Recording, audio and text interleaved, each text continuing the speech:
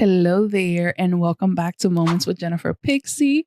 I am your host, Jennifer, and today we're diving into a topic that so many of us in long-term relationship or marriages think about but don't always talk about openly, and that is intimacy. Let's be real. Being in love is beautiful, but after years together, the passion doesn't always feel the same as it did in the beginning. Life gets busy, we build routines, and suddenly intimacy takes a back seat. How do you keep the connection strong? How do you reignite the fire? And what does intimacy even mean beyond just physical? Grab your coffees or your teas or maybe wine and whatever sets the mood, and let's get into it. A lot of people hear the word intimacy and automatically think of sex. Intimacy is so much more than that. It's about connection and making your partner feel seen and desire. It can be deep conversations at midnight. It's laughing at inside jokes that no one else understands. It's feeling safe enough to be your own raw, unfiltered self with someone. And yes, of course, physical intimacy is important too.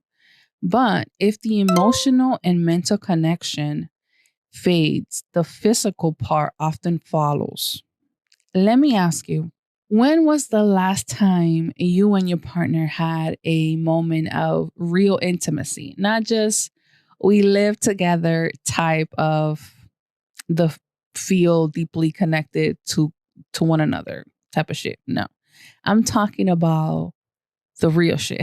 When was the last time you actually were intimate and just in that beautiful space with your spouse or your partner? I want to know about that. Let's be honest. Life has a way of messing with our love lives between work, kids, stress, and just exhaustion of everyday life. Intimacy can start to feel like another thing on your to-do list instead of something we crave. Some common reason intimacy fades, and I have been guilty of this, is routines. When things feel the same every day, excitement naturally fades. Lack of emotional connection, you stop talking about your feelings or checking in with each other. Unsolved resentment. Small issues build up, creating emotional distance. Busy schedules and exhaustion. Let's be real. Sometimes sleep sounds way better than anything else, and that is the harsh truth. I know I've had moments where I just want to put on sweats, eat my snacks, and be left alone. But I also know that if we don't nurture our relationships, they can start feeling like you're just a roommate situation instead of a partnership. I'll be honest, I've had moments in my marriage where I had to remind myself why we started. Love is a choice you make daily, not just something you feel in the moment. Sometimes intimacy is passionate and exciting, and other times it's quiet and steady. And listen, every relationship is different. What works for me may not work for you, and that's okay. But the most important thing, don't stop trying. The moment we stop putting in effort is the moment things start to slip away, whether you've been married for a decade or just in a long term relationship. I challenge you to do one small thing today to reconnect with your partner.